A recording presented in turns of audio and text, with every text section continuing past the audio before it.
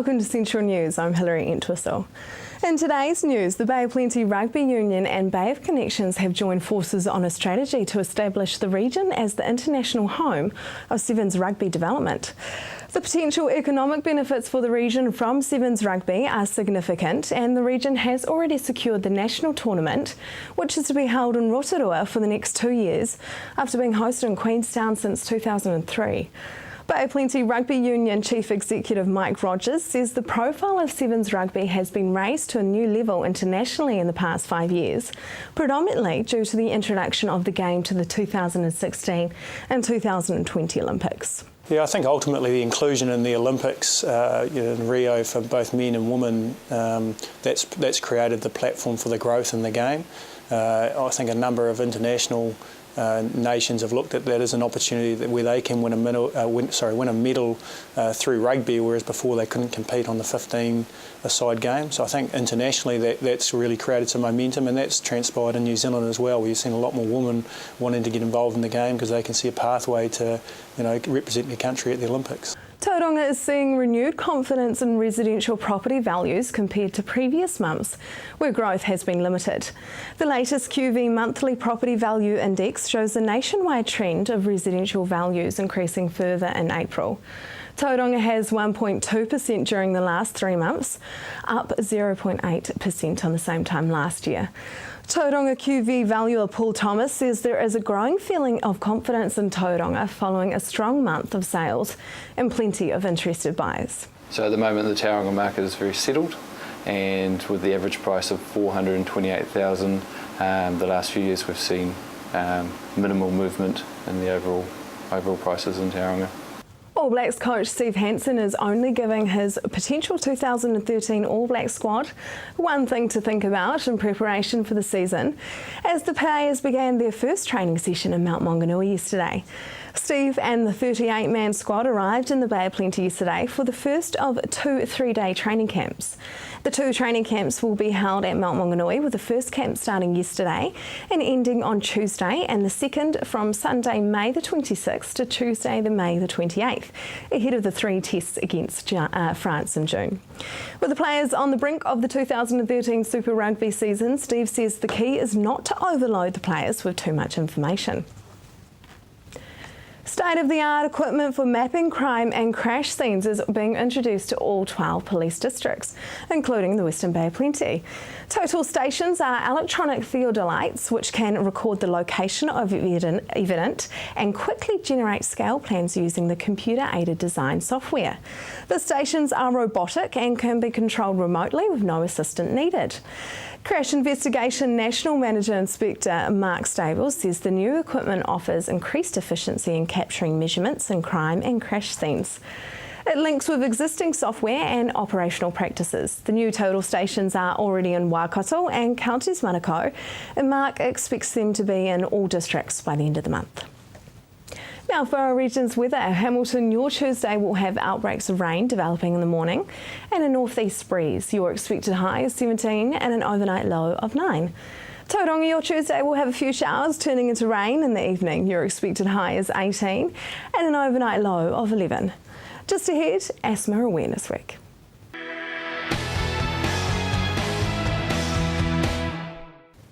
Welcome to Central News on TV Central. Today kicks off the beginning of Asthma Awareness Week for 2013. We caught up with members of Asthma Waikato to find out what is happening around Hamilton.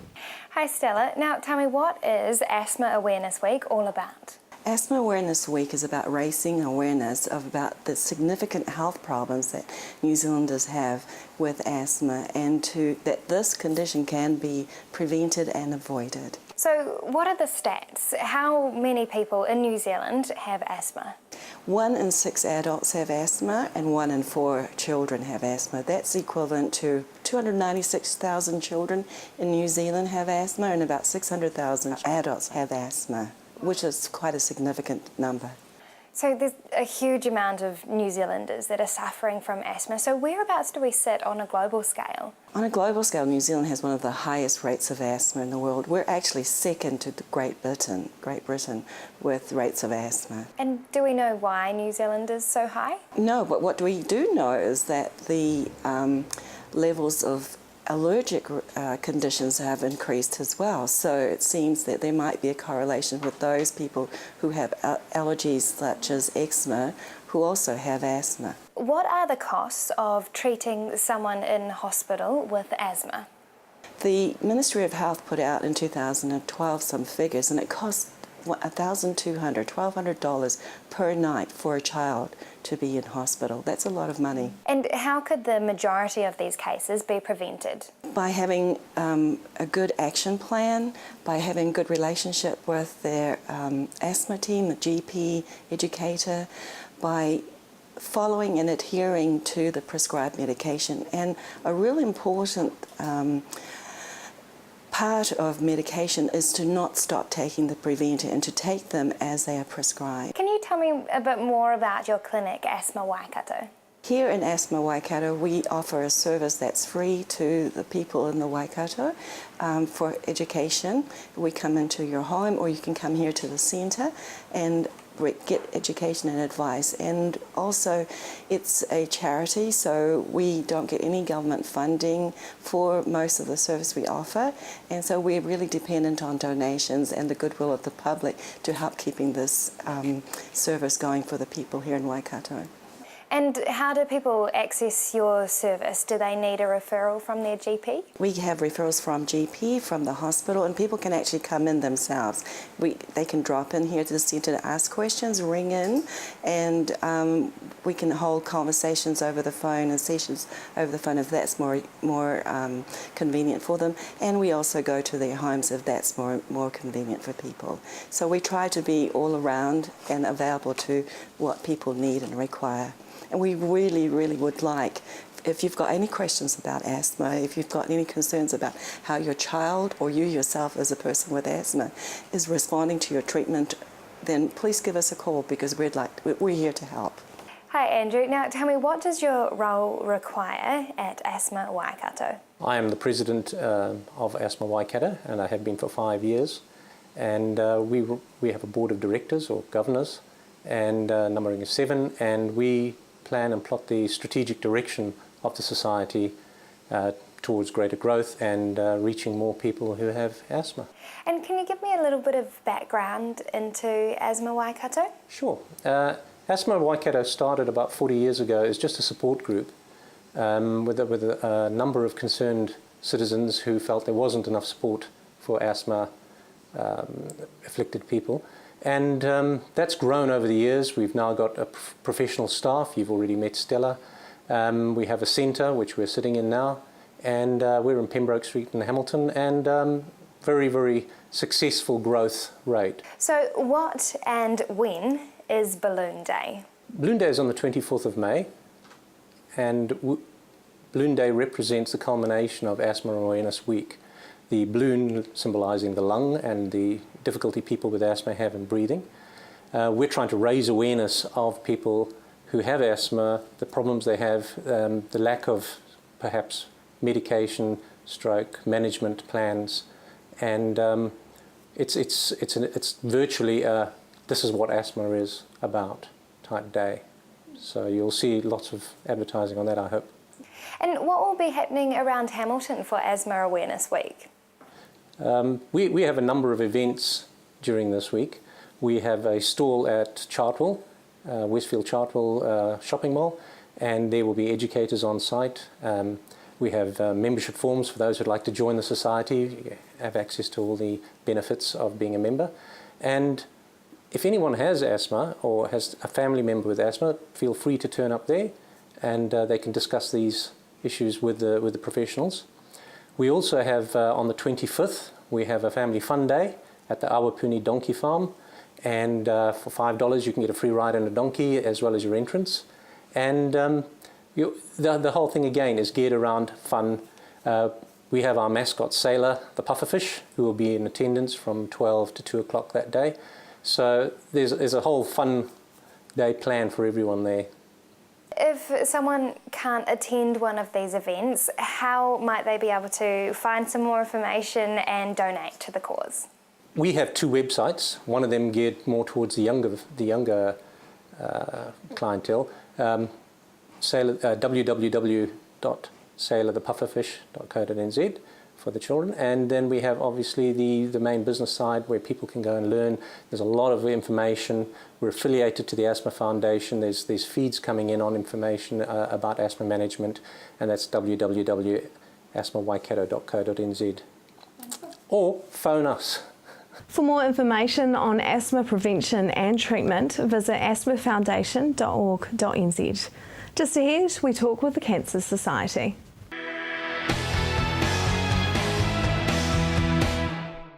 Welcome back. In February, the decision was made to go ahead with plain packaging on tobacco products. But the government wants to see what is happening with the court case in Australia before they make their decision.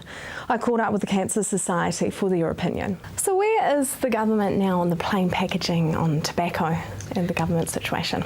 Well, they introduced it in February 2013, so earlier this year, that they were definitely going ahead with bringing in plain packaging.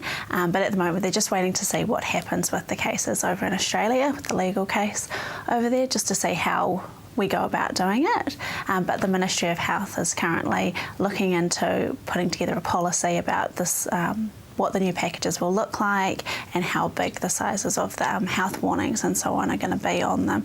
So what the final say will be there, and just waiting to see what happens with Australia. But they have, the government has said that they want to bring in this new legislation by the end of the year. So just watch this space. Will the packages be quite similar to what they have in Australia? I actually haven't seen the Australian ones, so I can't say on that, but they are, I was going to bring one with me and completely forgot to, but they are like a khaki green and the health warnings is quite prevalent on them, so that's sort of the thing that you're going to notice the most on them, as they were quite smaller on the current packages and can get lost with all the other colours and branding and imagery on there. So the idea is to make those health warnings right up front and centre. I've seen one of the Australian ones. It sounds very similar. Probably. Especially with the khaki green. Yeah.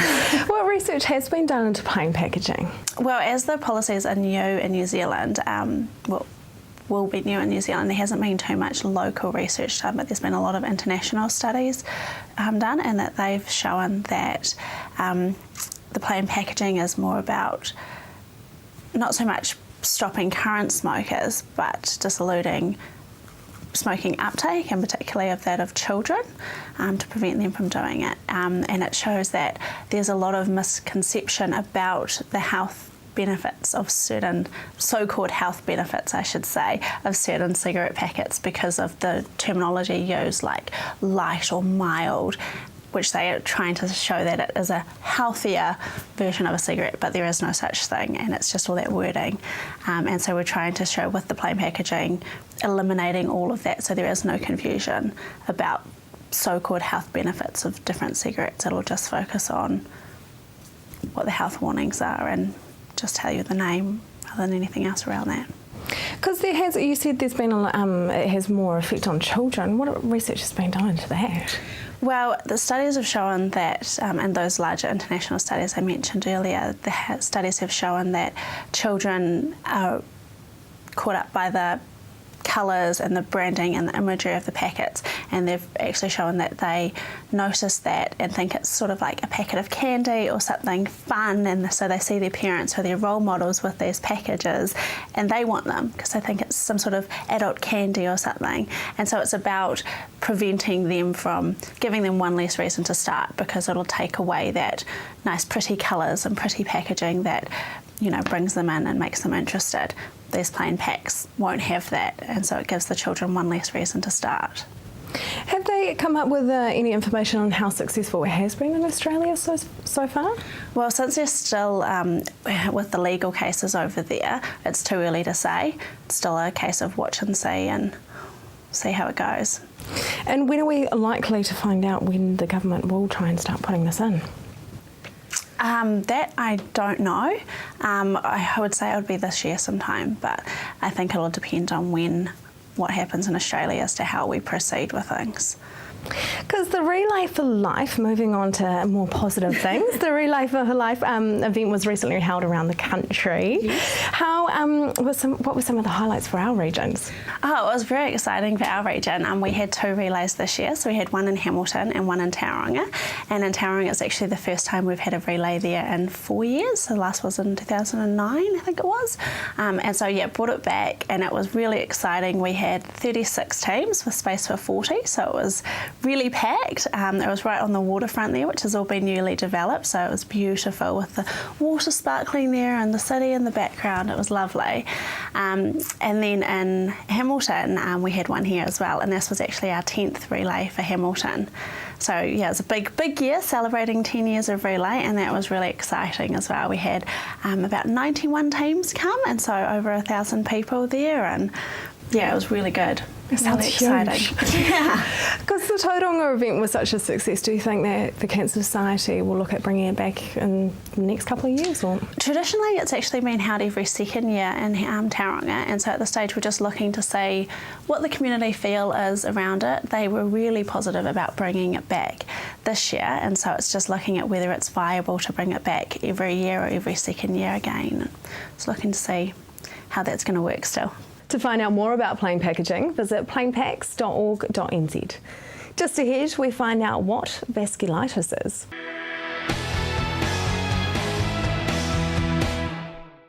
If you have just joined us, welcome to Central News. May is Vasculitis Awareness Month, and Waikato DHB is working together with Arthritis New Zealand to help Waikato residents understand the rare autoimmune condition. Amy spoke with one of the country's leading experts to find out what exactly vasculitis is. So first of all, what is vasculitis? So vasculitis is inflammation of your blood vessels. So that can affect any blood vessel of any size in your body, and then you can get secondary damage. And who can this condition affect? Anyone, so all ages, so children right through to people in their 90s and 100 years old can be affected, male and female equally. So how many people in New Zealand are diagnosed with this condition each year? Really hard to answer. Well, there is one study that's looked at one specific type of vasculitis called granulomatous polyangiitis, GPA. We reckon from that study about 39 new cases per year. But there's a more common vasculitis type called giant cell arteritis, which the figures around about 12.7 patients per 100,000. It varies across all the different types of vasculitises. And what are the common symptoms of vasculitis? Again, a really difficult question. I guess the commonest is most people just feel unwell. They present to their GP with tiredness, unwell, raised blood tests, losing weight, non-specific symptoms. Then depending on what type of vasculitis, they can have nasal problems, they can have nerve problems, they can have breathing problems. It can affect any organ. It's very difficult to give a straight answer of what the commonest problem is. So are there any triggers or causes to this condition? We think there's a genetic basis, so we believe that people have a genetic predisposition, and then something triggers that. As to what they are, we don't know. And is there a link between vasculitis and arthritis? Yes, definitely. I mean, about 25 to 50% of patients will develop an arthritis. So it may just be pain, or it may be swollen joints or muscle arthralgias.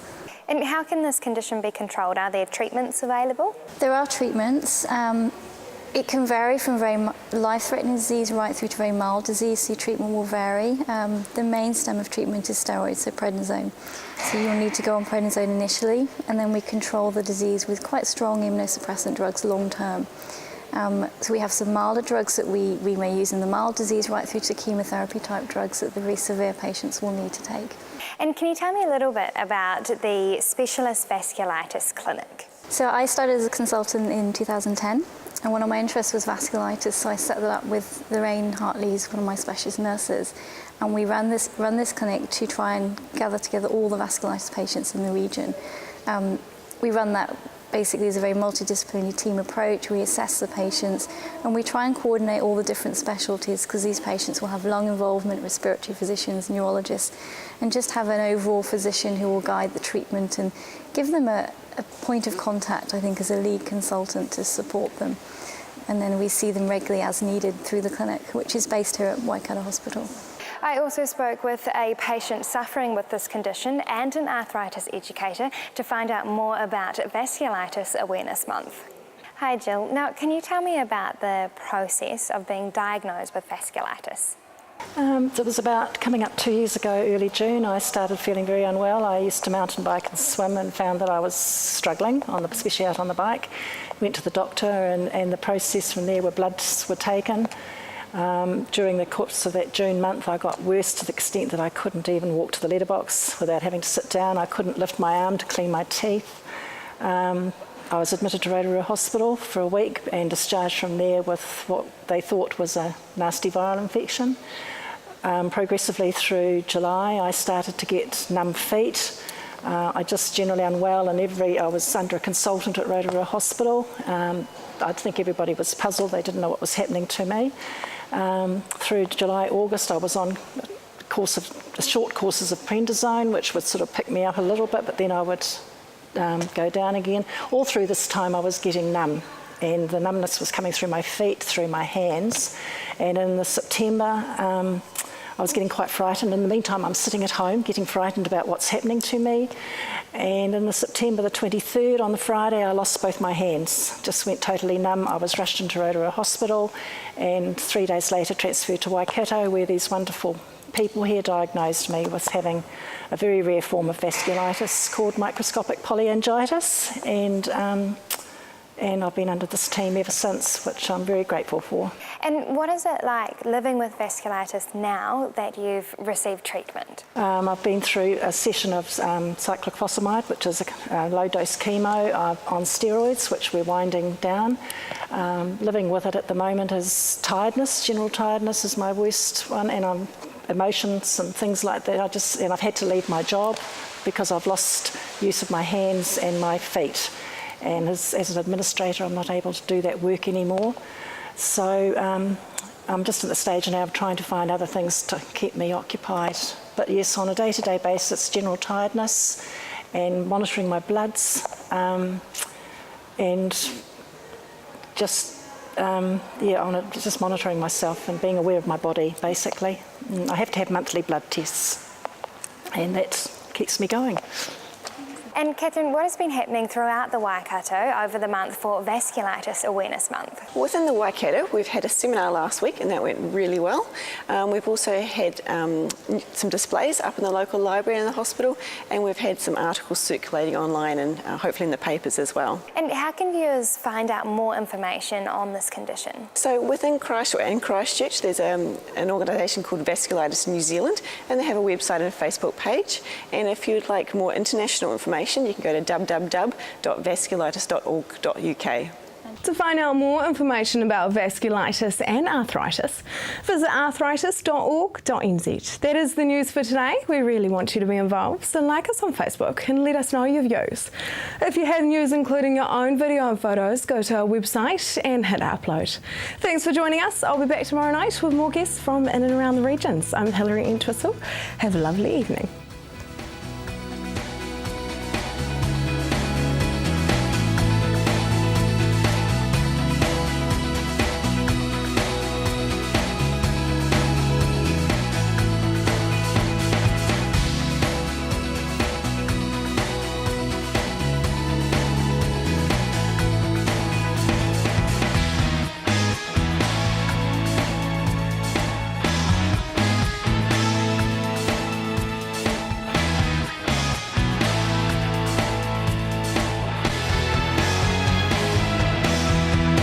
This has been an Alpha Media production, a division of Television Media Group. Supporting local content so you can see more of New Zealand on air.